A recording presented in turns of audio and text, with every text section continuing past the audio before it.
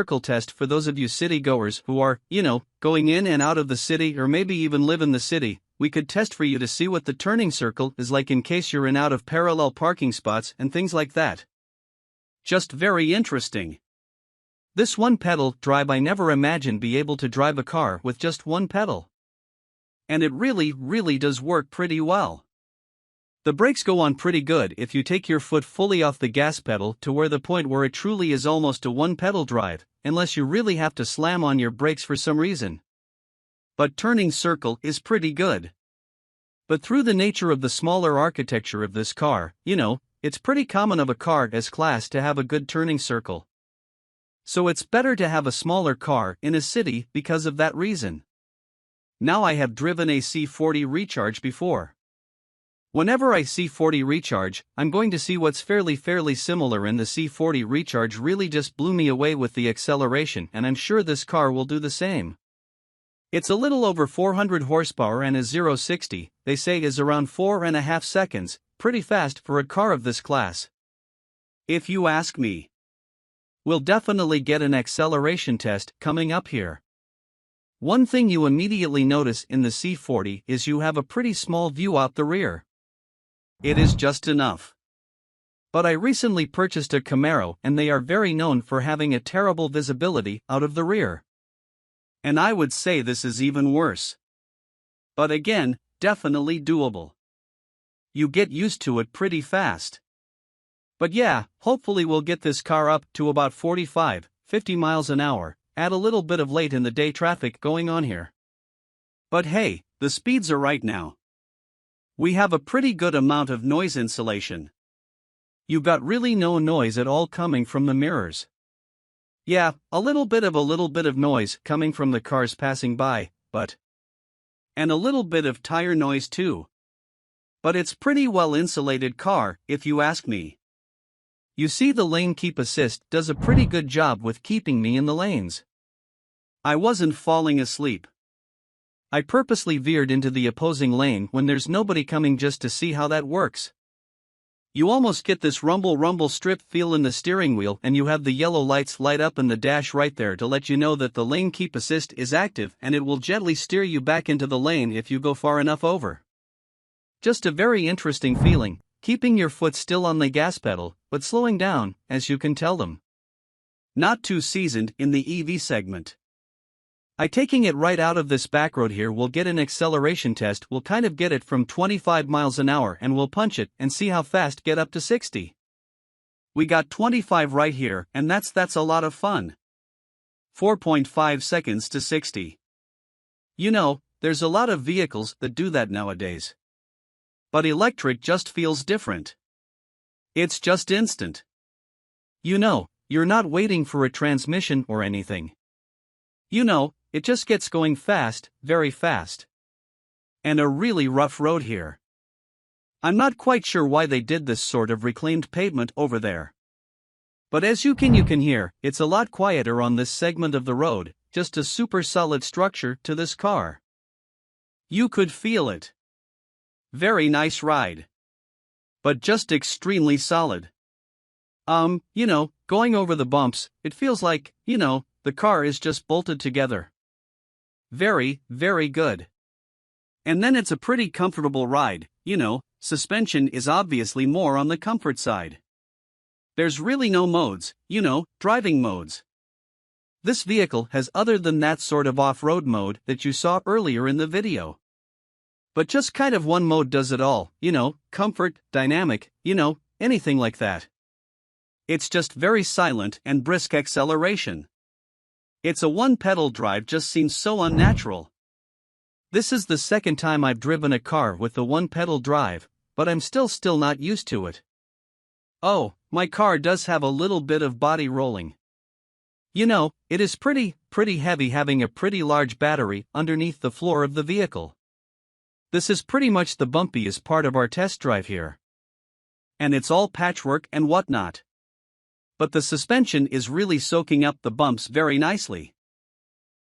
More weight equals a more supple ride in most cases. And that is true with this vehicle. Definitely does ride nicer than the Z40 or, Z40 with the gasoline engine.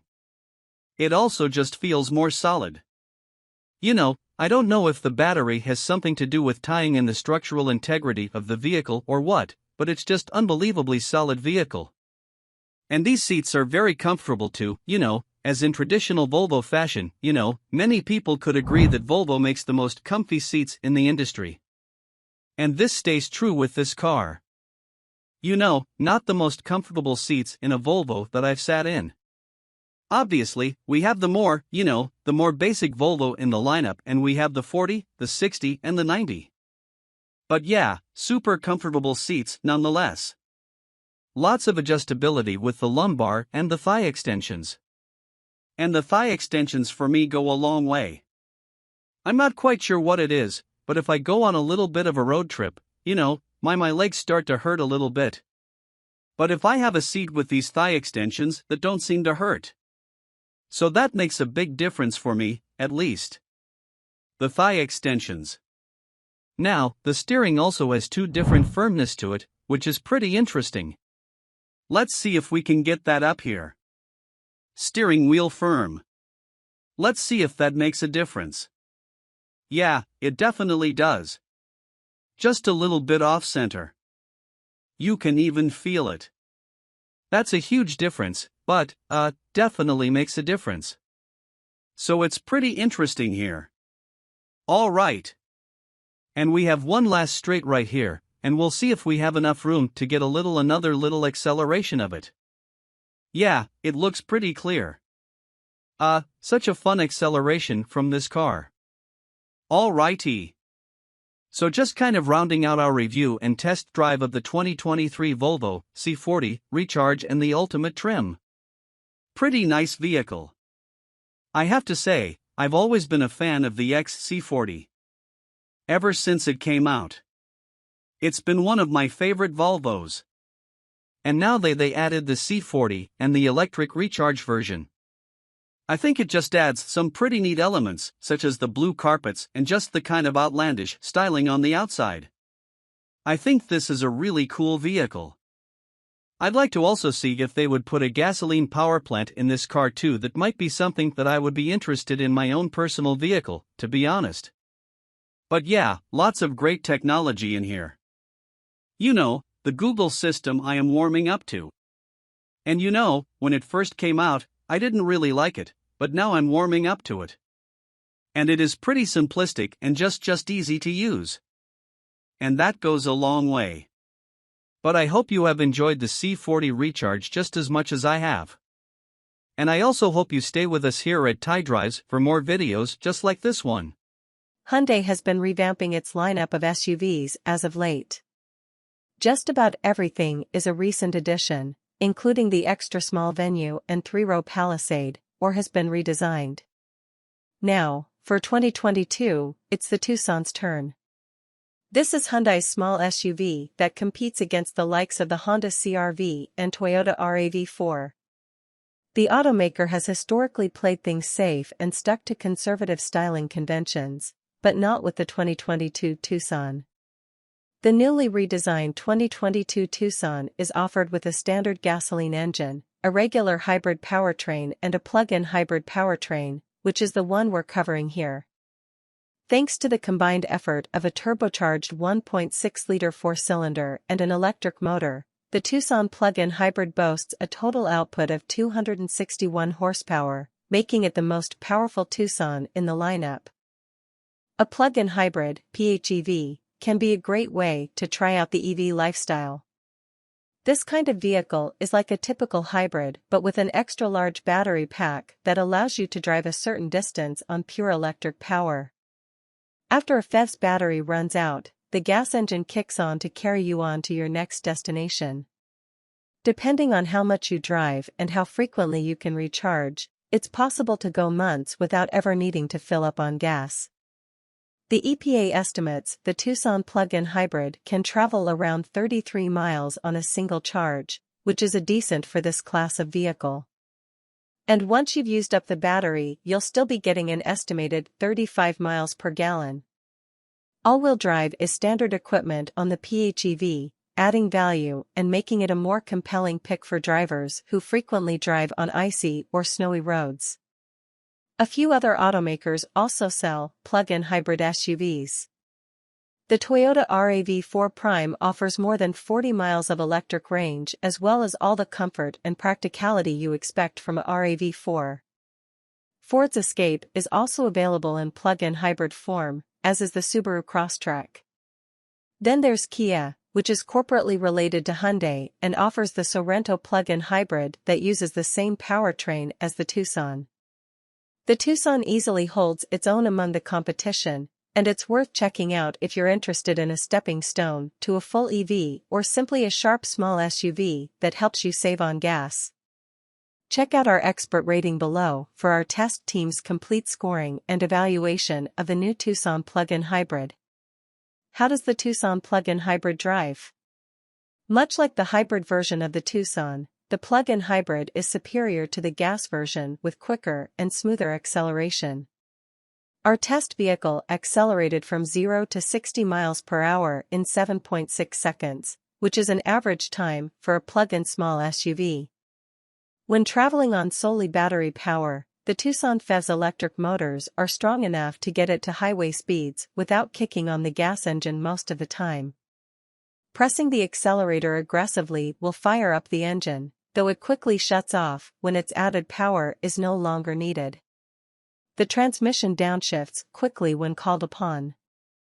The Tucson plug-in hybrid suspension is well tuned, offering comfort in most day-to-day situations while keeping body roll mostly under control. There isn't much feedback from the steering wheel, but the crossover is quick to respond to inputs and it's easy to track straight on the highway. The plug-in hybrid does have a sport mode that turns on the gas engine all the time and makes the steering heftier, but the engine drone gets annoying after a while. The less aggressive drive modes are more suitable for most situations. The brakes work smoothly and also provide good emergency stopping power. How comfortable is the Tucson plug-in hybrid? The front seats offer good support and enough adjustments to find a comfortable position, though some drivers might prefer more telescoping action from the steering wheel. The back seat offers several recline angles and a long seat bottom cushion, so adults can be comfortable back there even on longer trips. The available front seat ventilation is a welcome feature for hot days. Also helping to cool you down quickly is a great climate control system.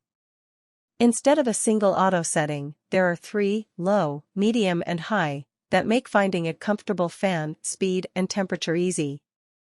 There's also a diffuse mode, which keeps the cabin at a set temperature without blowing air directly on the passengers and lowering the fan noise considerably. How's the interior? In its redesign, the whole Tucson lineup moved to touch-based controls for the climate and multimedia systems. Operating the controls is more complicated than it should be, but the controls are responsive and easy to reach from the driver's seat. The biggest problem is that the glossy black panel that covers the controls holds onto smudges and fingerprints like it's starting a collection. Keeping a soft cloth to wipe the screen and the panel off is a must in the Tucson. The Tucson PHEV's interior room is a plus. Adults will have no problem sitting in the rear seats. Visibility is pretty good out of the front and to the sides, but the chunky rear roof pillars can block the driver's view out back. How's the tech? Hyundai's multimedia system is simple to use. Touch-sensitive controls placed near the screen allow you to get to the media, navigation or home screens quickly.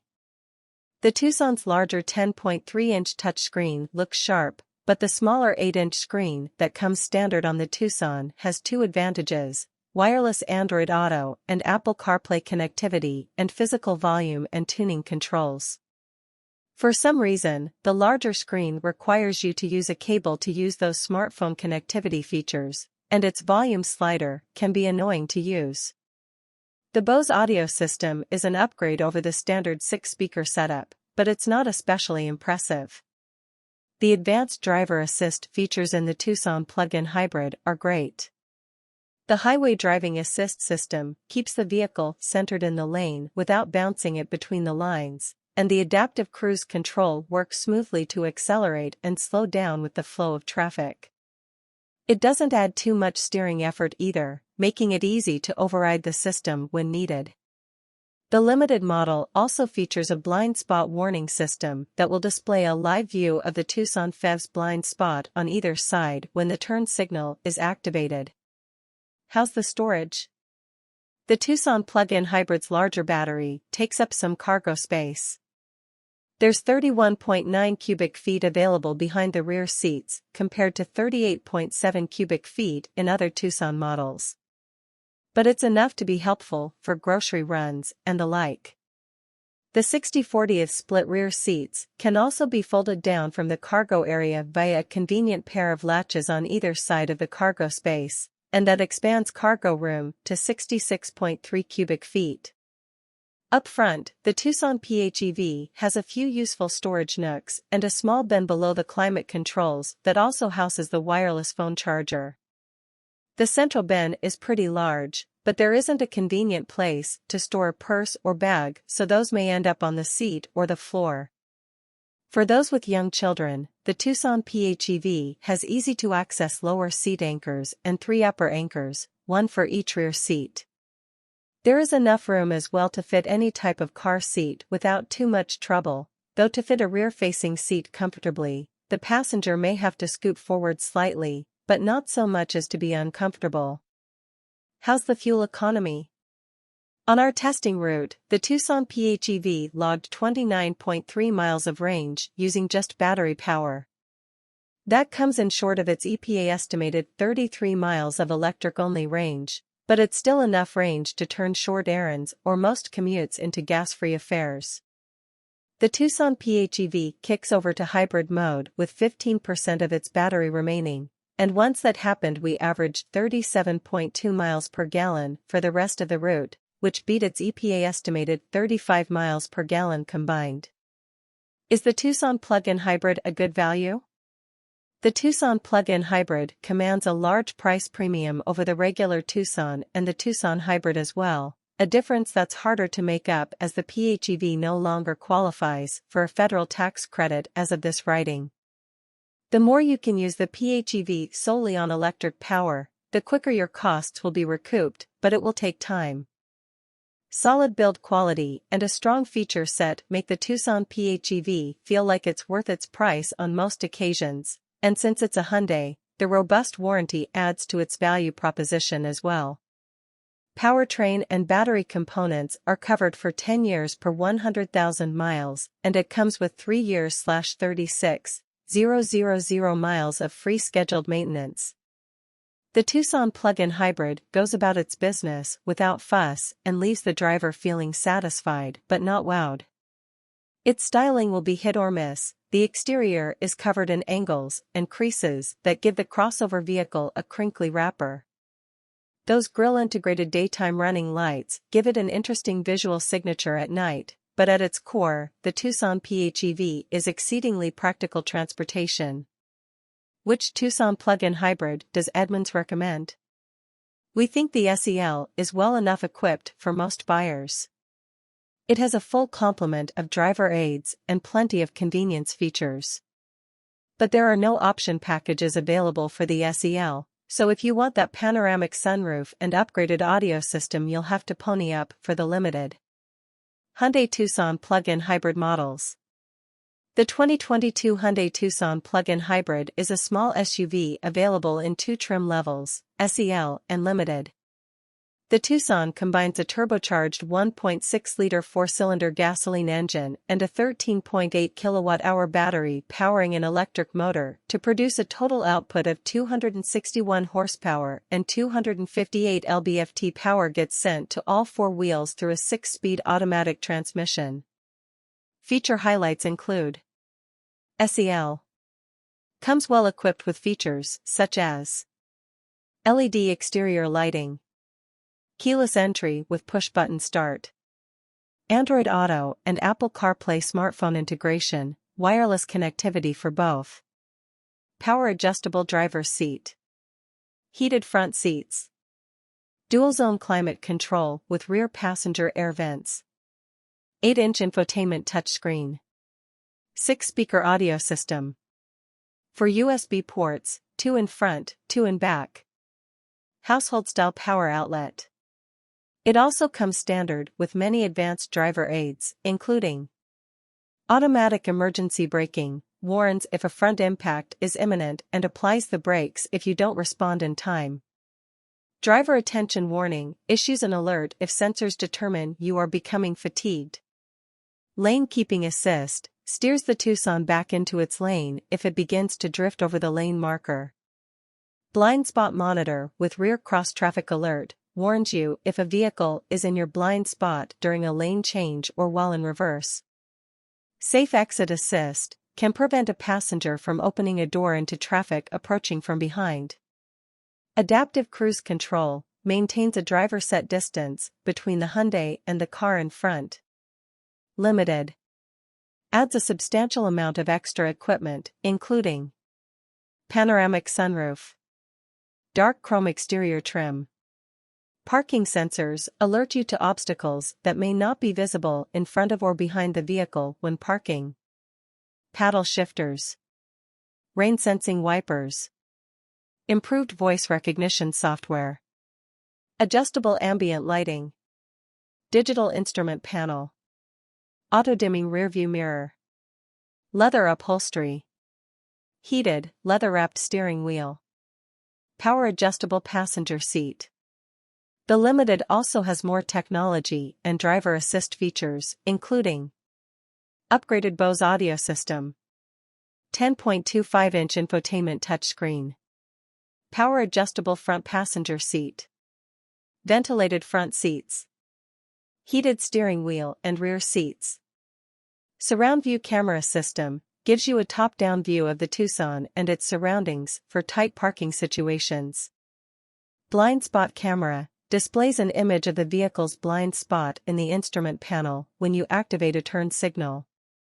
Rear collision mitigation braking applies the brakes automatically to stop the vehicle to avoid or minimize a collision. Lane keeping system makes minor steering corrections to help keep the vehicle centered in its lane. Planning on towing or hauling a lot of stuff with your SUV? The 2023 Ford Expedition might be just what you're looking for. This large 3-row SUV offers seating for 8 and is one of the biggest and most capable vehicles out there. But it's also plenty refined and offers just about everything Ford supplies these days in regards to technology, including Blue Cruise, which is a helpful hands-free driver assist system for use on select highways. Much of the Expedition's robust capability comes by way of its truck-based underpinnings. Ford says you can pull up to 9,300 pounds with the Expedition when it's properly equipped. That's enough to pull a good-sized trailer or boat. Or if you need space for a family road trip or to help move house, there's the long-wheelbase Expedition Max body style and its substantial 121.5 cubic feet of cargo space behind the first-row seats. The Expedition is one of just a few large SUVs around. The Chevrolet Tahoe and GMC Yukon, plus the related Suburban and Yukon XL, are the Expedition's primary rivals, but you might also consider the relatively new Jeep Wagoneer or Wagoneer L. Toyota is out with a redesigned Sequoia, too. What's the best max-sized SUV for you? Read our test team's expert rating to find out how the Expedition stacks up. We're impressed with the V6 engine's muscle. Any SUV this large can't really be this quick, can it? We tested an Expedition Platinum with 4WD, and it accelerated from 0 to 60 miles per hour in 6.9 seconds. That's almost a second quicker than a comparable Chevy Tahoe. The Expedition is responsive and easy to drive when you aren't burying the accelerator into the ground too. The brake pedal is slightly squishy when you first press on it, but ultimately it's pretty easy to come to smooth stops, which is the important part. The steering has a light effort and helps to make this Expedition feel a little less humongous. While you won't likely be driving your Expedition with Secret Service-like urgency, there are some pretty admirable qualities here for such a large SUV. It's no Mercedes GLS, but this does not feel clumsy. The Expedition's front seats are comfy and cushy. They have multiple zones of lumbar support and even have a massage function in the higher trims. The second-row seats are also decently plush. The third-row seating is firm but still adequate for adult use. The Expedition's ride quality is pretty smooth too. We were less impressed by the Expedition's climate control. The airflow from the vents is noisy and not particularly strong. The seat heaters also might disappoint if you really like them to get hot. On the upside, the Expedition is impressively quiet on the highway and around town. How's the interior? The Expedition makes full use of its interior space.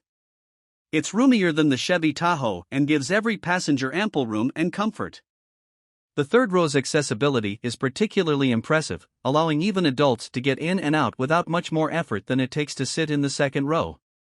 The center console is a bit button-heavy. It's not immediately user-friendly, but it doesn't require too much time to master.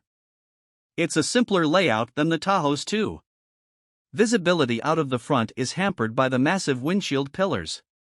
But even though the rear window looks to be a mile away, a clear backup camera and available 360-degree camera system take the edge off backing up. Ford's Sync infotainment system has come a long way over the years, and the newest iteration is pretty user-friendly.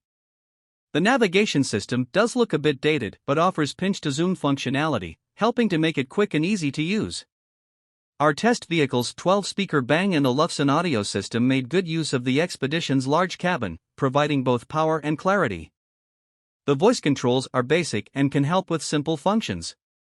Android Auto and Apple CarPlay smartphone integration systems come standard with wireless connectivity. The Expedition's advanced driver aids, such as adaptive cruise control, work fine but aren't quite as full-featured as those in some rival SUVs.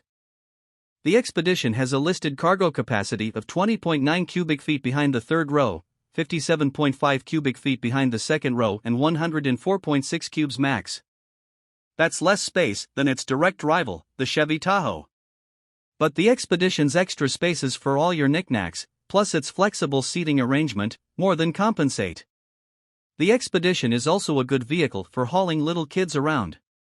It has easy-to-access anchors for safety seats plus lots of room to fit rear-facing seats. Towing capacity is great with a maximum capacity of 9,300 pounds when properly equipped.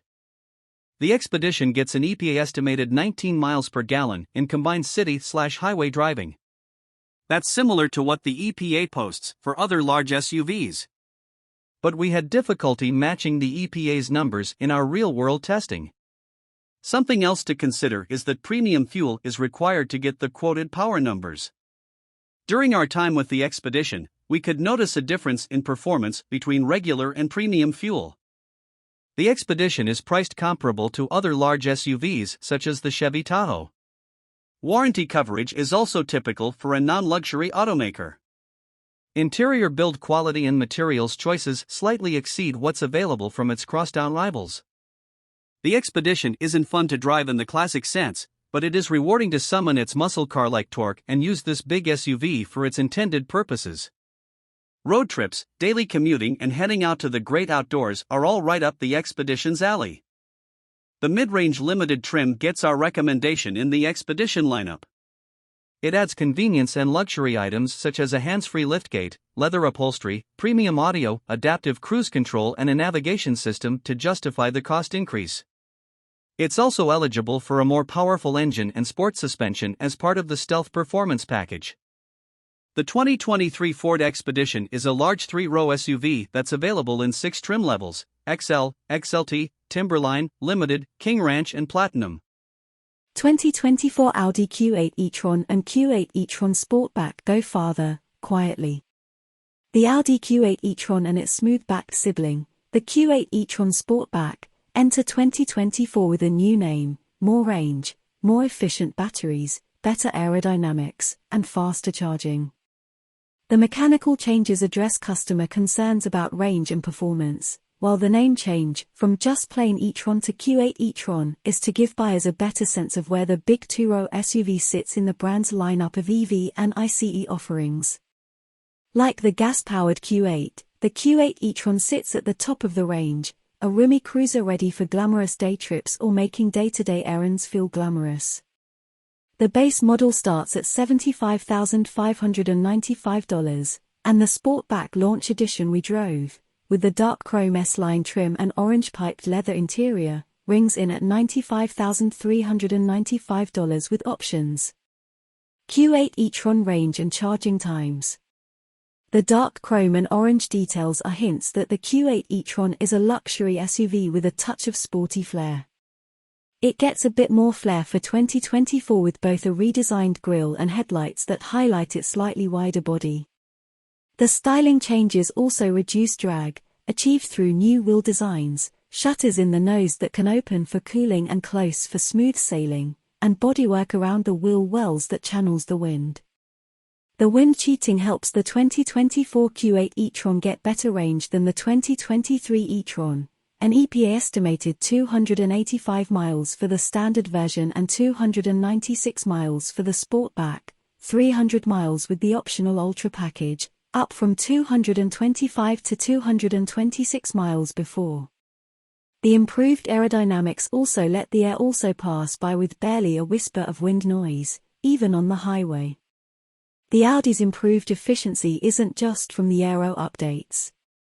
The Q8 uses two motors, and for 2024, the rear motor gets extra windings that allow it to create a stronger magnetic field from the same incoming electricity. The result is more torque and reduced energy consumption. Couple that with a higher capacity battery, 106.0 kWh compared to the outgoing 86.5 kWh pack, and you get more range. Recharging times have also improved. The 2024 Q8 can now take in 170 kilowatts, up from 150 kilowatts, at a DC faster charger and should be able to go from an almost empty 10% battery to a back-in-action 80% in around 31 minutes, according to Audi. For Level 2 home charging, the standard 9.6 kilowatt charger will refill the battery overnight, in about 13 hours, while an optional 19.2 kilowatt setup, an $1,850 upgrade, can do it in half that time, driving the Q8 e-tron. We have to admit we weren't doing charging math while behind the wheel of the Q8 e-tron. In fact, we were somewhat startled to look down after a glorious run through the dappled light of a Northern California redwood forest and realize we had about 40 miles of range left. It's easy to lose track of how far you've gone because the Q8 is so pleasant to drive.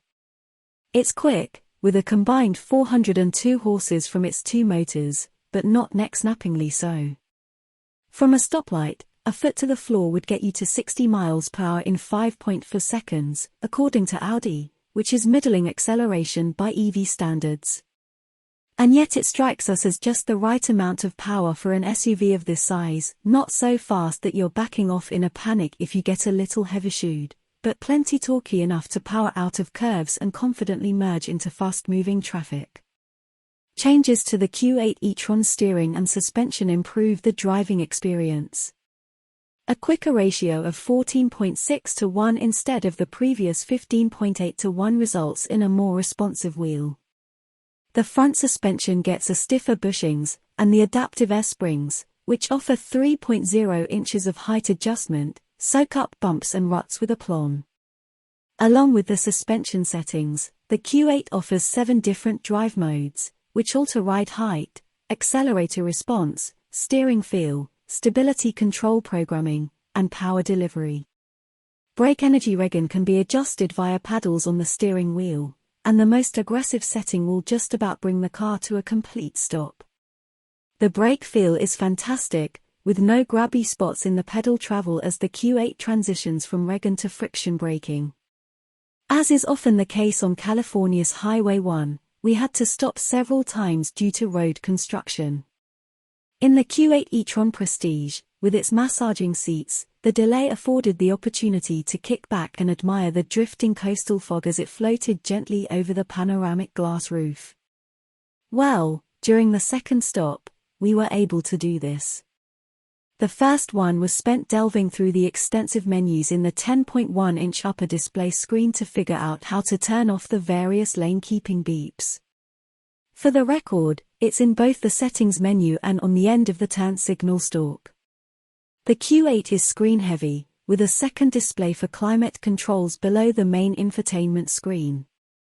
There's also screen-based instrumentation, and in the Prestige trim we drove, a head-up display. The Q8's interior is much like the exterior, with a design that could be more radical but certainly won't upset anyone. The center console layout doesn't make the best use of space for storage, with cup holders crammed up against the shifter and the vertical phone slot, but there is a left side drawer in the dash that's perfect for parking garage tickets and secret snacks. Human space is excellent, the seats are comfortable both front and rear even in the sloped roof Sportback. Electric vehicles and SUVs lend themselves to comfort and luxury. Audi was wise to recognize that and not attempt to make the Q8 too focused on handling or acceleration. The improved range means less worry about recharging, allowing drivers to relax and enjoy the smooth, quiet ride. Beneath the purple skin specific to this commemorative edition 50 jar that celebrates a half-century of BMW's M division, and shared by all M3 competition models, is a stonking 503 horsepower twin-turbo 3.0-litre inline-six. With launch control engaged and the boost holding above 15.0 psi, the quickest ever 3 Series leaps to 30 miles per hour in 1 second. The scoot to 60 miles per hour takes 2.8 seconds, and the quarter-mile passes in 11.0 seconds at 124 miles per hour. All-wheel drive comes standard on the Edition 50 jar and can be had on any other M3 comp for $4,000. It adds roughly 150 pounds to the curb weight, but the additional traction helps the 50 jar clobber its rear drive counterpart by 0.7 and 0.6 second in the 60 miles per hour and quarter-mile drags, respectively. The beauty of the competition's X-Drive mode is that it offers the best of both worlds. All-wheel drive for supercar-grade acceleration and decoupling of the front axle to enable a rear-drive mode for power-oversteer shenanigans. Moving away from the world of dynamic insanity, when the drive modes are left in their softest comfort settings, the M3 Competition X-Drive is a livable place for daily consumption. The sharpest impacts reverberate up forged 19-inch front and 20-inch rear wheels and through the $4,500 carbon fiber buckets. The super supportive seats are somewhat tricky to enter and exit yet provide a surprising amount of comfort. As with all 2023 3 Series, the M3's interior is treated to BMW's curved display that incorporates a 12.3-inch digital instrument cluster and a 14.9-inch touchscreen infotainment system. The iDrive 8 operating system replaces most of the physical buttons for the HVAC and radio controls with a not-so-intuitive infotainment menu structure. Fortunately, iDrive 8.5 rolls out this summer, and BMW promises to solve these teething issues by improving the layout. Perhaps the fact that this 5-seat sleeper returned 27 miles per gallon on our 75 miles per hour fuel economy test is enough to forgive iDrive's shortcomings. More on the BMW M3 starting at $83,595. The M3 Competition X-Drive delivers astounding performance for the money. The Edition 50 jar comes standard with a carbon fiber splitter and decklid spoiler, titanium tailpipes trimmed with carbon fiber, M Sport seats, a 50 jar specific carry-on suitcase, the executive and parking assist packages, adaptive LED headlights with laser light, wireless device charging, and M Shadowline trim, swelling the Windows sticker to $96,695. The only extra cost options are the aforementioned carbon fiber seats and carbon ceramic brakes. But its time at the top of the 3 Series hierarchy will be limited. The lighter 2024 cubic meters CS with an extra 40 horses and Michelin Pilot Sport Cup 2 tires arrives in the second half of this year. Whether the CS's $36,100 upcharge is an economically sound decision remains unknown, but it'll certainly contest the throne. 2023 Mercedes-Benz GLC 300 Formatage. As goes the Mercedes-Benz C-Class, so goes its sport utility sibling, the GLC Class. Benz's compact executive sedan received a comprehensive makeover for 2022. Adding a 48-volt mild hybrid system to the powertrain and overhauling the looks, the cabin, and the tech therein. Now, it's the GLC's turn, and while the 2023 GLC 300 may not look all that different from the outside, it's grown a bit and picked up some notably nicer accoutrements. The 2023 GLC 300 hides its newly envisioned dimensions well in pictures, but it does appear portlier in person. with the wheelbase unchanged at 113.1 inches, and length expanding 2.4 inches to 185.7 inches, all that growth goes right to overhang, an observation our bathroom mirrors are all too familiar with. Luggage capacity is up by nearly 3 cubic feet, to 22 total. Since the wheelbase is unchanged, it shouldn't come as a surprise that front and rear legroom change by just 0.1 inch, the front shorter, rear longer, and feel no different in the new model. A few other dimensions have been massaged to boost aerodynamic slip. The GLC 300's drag coefficient now measures 0.29, an improvement of 0.02 over the outgoing model. Overall height is down 1/10 of an inch, the front track grows by 0.3 inch, and the rear track is nearly a full inch wider than before. Weight is up a fair bit, to 4,406 pounds versus the 4,122 pounds we measured in a 2020 model. Whether it's purchased with rear or all-wheel drive, a $2,000 upcharge, the GLC 300 is now a 48-volt mild hybrid. The integrated starter-generator bolts up to a turbocharged 2.0-litre inline-4, producing the same 255 horsepower as before, but torque rises 22 pound-feet to 295.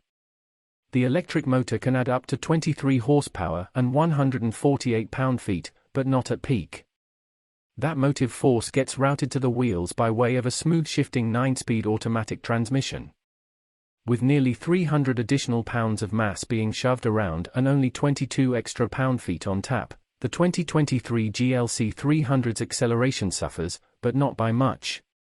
The GLC 300 reaches 60 miles per hour in 5.7 seconds, 0.3 seconds behind the 2020 model. The story's similar in the quarter, with the 2023 model crossing the line in 14.4 seconds at 95 miles per hour, a negligible difference to the 2020's 14.2-second run at 96 miles per hour.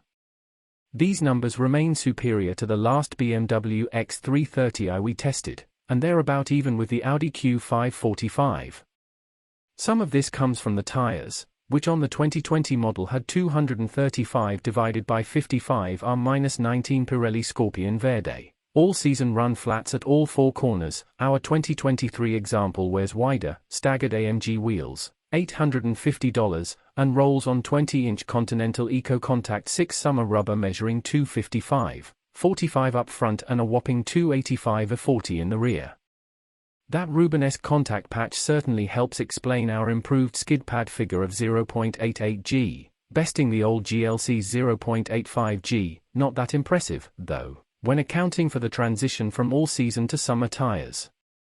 Mercedes's tweaks to the 2023 GLC Formula boost EPA estimated highway economy to 31 miles per gallon, 3 miles per gallon more than the outgoing model. The GLC 300's newfound electrification also sweetens the SUV's on-road demeanor. This stop-start is among the smoothest on the market, reviving the gas engine with nary a shudder. Under deceleration, it's difficult to notice when the engine shuts off for low-speed coasting. This smoothness extends to the steering, painfully so, as it's devoid of off-center buildup and is just numb all around, and the brakes, which are easy to modulate for consistently smooth stops. The remaining parts of the Merc's driving experience would be best summed up as sport-adjacent. The GLC's standard adaptive dampers keep things nice and smooth over mildly uneven parts of the roadway, and body motions are well controlled, but more dramatic humps and bumps transfer a good bit of motion inside. If we were ordering our own GLC 300, we'd stick with the standard 18-inch wheels, with tires that have thicker sidewalls and should deliver a better ride on Michigan's Martian roadscape. Chuck the GLC into a corner and, sure, it'll lean more than a C-Class, but it stays well sorted and makes a good case for taking the long way back from school drop-off. The four-banger sounds pretty good when you give it the beans too. It's a damn shame about that steering considering how well sorted the rest of this car is. If your commute has more traffic lights than curves, you're in luck, because now you can appreciate just how much better the GLC 300's interior is. The waterfall-like center console shape remains, but the rest has been revamped to match the style found in other Mercedes vehicles, and it works well. Our sample GLC's dashboard was covered in natural grain blackwood with aluminum strips, $200. The steering wheel has been upgraded with a sharper design, but fans of physical buttons will find very few anywhere inside, a point of occasional frustration, as the capacitive directional pads on the steering wheel spokes are way too easy to activate by accident. The panoramic roof, $1,500, features a thinner cross strut too, not that anyone would notice. Do you love screens? Well, the GLC is a modern Mercedes, so you'd better.